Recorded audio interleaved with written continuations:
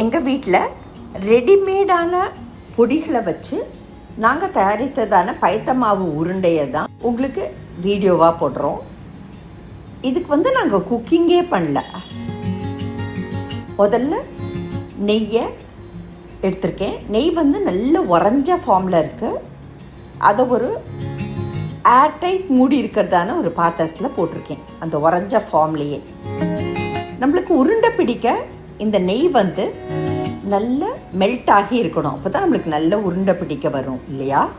So இந்த நெய் போட்டதான பாத்திரத்தை ஒரு ஹாட்டான ப்ரெஷர் குக்கர் மேலே வச்சுருக்கேன். அடுப்பு ஆஃபில் தான் இருக்குது. ஹாட்டான ப்ரெஷர் குக்கர் மேலே அப்படியே வச்சுருக்கேன்.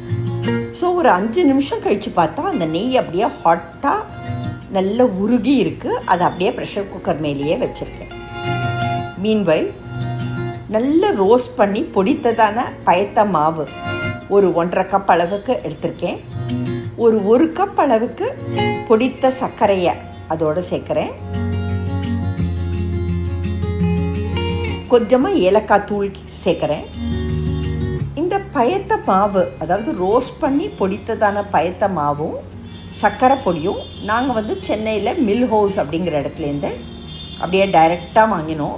ஸோ உங்களுக்கு ரெடிமேடாக இந்த மாதிரி பொடிகளும் கிடைக்குது. இப்போல்லாம் நீங்கள் வேணும்னா கூட முன்னாடியே வீட்லேயும் இதை தயாரித்து வச்சுக்கலாம். மீன்வேல் சூடான அந்த நெய்யை அப்படியே குக்கர் மேலேருந்து எடுத்துகிட்டு அதில் குட்டி குட்டியாக நறுக்கிற முந்திரி பருப்பு துண்டுகளை சேர்க்குறேன்.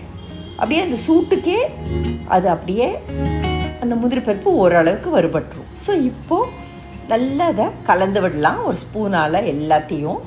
அதாவது ரோஸ்ட் பண்ணி பொடித்ததான அந்த பயத்தம்பருப்பு மாவு, சர்க்கரை பொடி, ஏலக்காய் பொடி, நம்ம நெய்யை ஜஸ்ட்டு ஒரு சூடான பாத்திரத்து மேலே வச்சு அதை மெல்ட் பண்ணி அதில் முந்திரி பருப்பு துண்டுகளை போட்டிருக்கோம். அதையும் அந்த மாவில் அப்படியே விட்டு நல்லா கலந்து நான் இன்னும் ஒரு 1/2 கப் அளவு நெய்யும் அதே மாதிரி சூடு பண்ணி விட்டேன். நல்லா கலந்து இந்த மாதிரி சப்பாத்தி மாவுக்கு ஒரு மடங்கு கம்மியாக நம்ம அந்த மாவை பண்ணி வச்சுக்கலாம். எப்பவுமே பயத்த மாவு உருண்டைக்கு நம்ம கொஞ்சம் நெய் ஜாஸ்தி சேர்த்தோன்னா ரொம்ப நல்லாயிருக்கும். உங்களுக்கு நெய் குறைச்சி வேணும்னாலும் நீங்கள் குறைச்சி சேர்த்துக்கலாம். ஸோ இந்த மாதிரி அதுலேருந்து சின்ன சின்ன உருண்டைகளை எடுத்து அதை இந்த மாதிரியான பயத்த மாவு உருண்டைகளாக நம்ம தயாரிக்கலாம்.